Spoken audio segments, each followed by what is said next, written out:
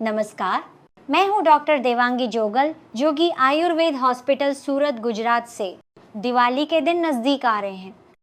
Generally Diwali के दिनों में हमारे सबके घरों में नमकीन और मिठाइयों का उपयोग बढ़ जाता है। जैसे ही दिवाली जाती है तुरंत ही तुलसी विवाह आता है। हम सबको ही पता है कि कार्तिक महीने में शुक्ल पक्ष की एकादशी यानी देव उठी 11 को तुलसी विवाह की बहुत अच्छी पूजा की जाती है। हमारे आयुर्वेद शास्त्र में ऋषि मुनियों ने जो भरपूर ज्ञान दिया है, वह हर ज्ञान ऐसा है कि वह आपके त्योहारों और ऋतु के अनुरूप है। दिवाली के समय आप जो मिठाई ज़्यादा मात्रा में खाते हो, उसके बाद जो तुलसी विवाह का प्रसंग आता है, वह यह संकेत देता है कि आपको अपने दैनिक जीवन में तुलसी का उपयोग बढ़ाना चाहिए। तुलसी का दूसरा नाम है देवदुन्दुभी, जो देवताओं को भी प्रिय है। उसे सुरसा कहा जाता है और उसका ही दूसरा नाम है अपेत राक्षसी। छोटे छोटे वायरस, बैक्टीरिया रूपी किसी भी राक्षस का जो नाश करती है। ऐसे राक्षसों के अलावा भी अनेक पापों का नाश करती है, वह है तुलसी। तुलसी के जनरली 3 प्रकार होते हैं: राम तुलसी, कृष्ण तुलसी और वन तुलसी। हमारे सबके घर में जो जनरली देखने को मिलती है वो राम तुलसी है। श्याम या थोड़े कालेपन वाला रंग होता है, वह श्याम या कृष्ण तुलसी है।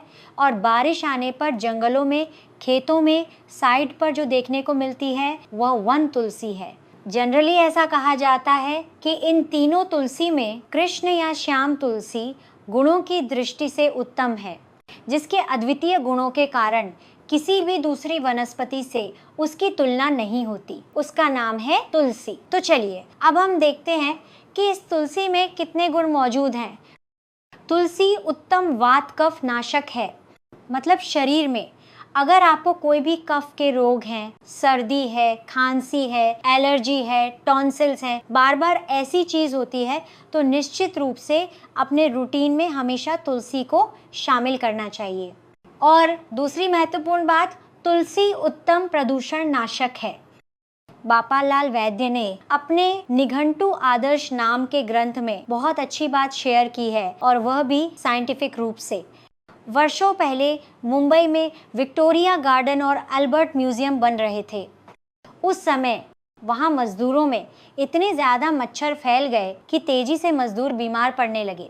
उस समय मच्छर और मलेरिया की कोई थ्योरी प्रचलित नहीं थी। वहाँ के एक हिंदू मैनेजर ने इस चीज़ को ऑब्जर्व किया और तुरंत ही उन्होंने आसपास जितनी भी तुलसी की प्रजातियां मिल रही थी वे सब लगा दी, और आश्चर्यजनक रूप से थोड़े ही समय में वहां से बहुत सारे मच्छर कम हो गए। और इतना जानने के बाद इस पर रिसर्च भी किया गया कि तुलसी उत्तम प्रदूषण नाशक है, और वास्तव में उसकी कुछ प्रजातियों को मॉस्किटो प्लांट के नाम से जाना जाता है। उसके बाद अगर बात की जाए तो तुलसी को उत्तम कृमिज्ञ या जंतुज के रूप में पहचाना जाता है।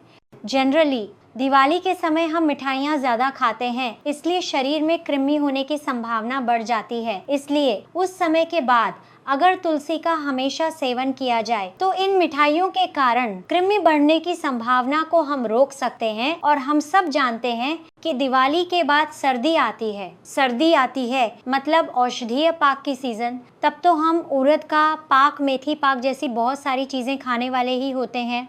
तो कम से कम उनके साथ 5 से 10 पत्ते तुलसी के रोज लेने चाहिए। अगर मॉडर्न पॉइंट ऑफ व्यू से तुलसी के गुणों को देखें तो इसमें एंटीवायरल प्रॉपर्टी है, एंटी हिस्टामिनिक यानी कफ कम करने वाली प्रॉपर्टी है, कार्डियो प्रोटेक्टिव जो हृदय को ताकत देती है, एंटीऑक्सीडेंट्स हैं, और इसके अलावा इम्यूनो मॉड्यूलेटर है। हम सबको ही पता है कोरोना काल में हमने भरपूर तुलसी का उपयोग किया है। इसीलिए किसी भी प्रकार यदि आपकी रोग प्रतिकारक शक्ति बार बार कम हो जाती हो तो हमेशा तुलसी या तुलसी के रस का सेवन करना चाहिए।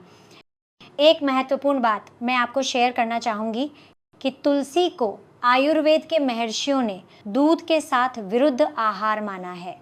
अगर आप चाय में तुलसी के पत्ते डालकर चाय बनाते हो तो आज ही बंद कर दीजिए, क्योंकि दूध की किसी भी चीज़ के साथ, दूध के आगे या पीछे या दूध में डालकर तुलसी के पत्तों का सेवन नहीं करना चाहिए। इससे शरीर में दूसरे रोग होने की संभावना रहती है। तो मुख्य रूप से हमें सिर्फ इतनी ही बात समझनी है कि इस सीजन में किसी भी तरह से तुलसी का उपयोग बढ़ाएं।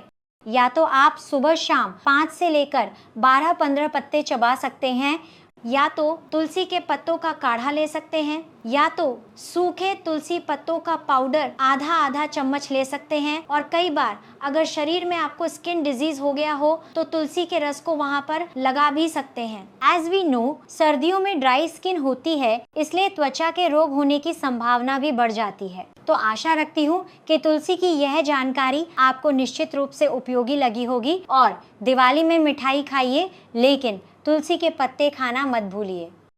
नमस्कार।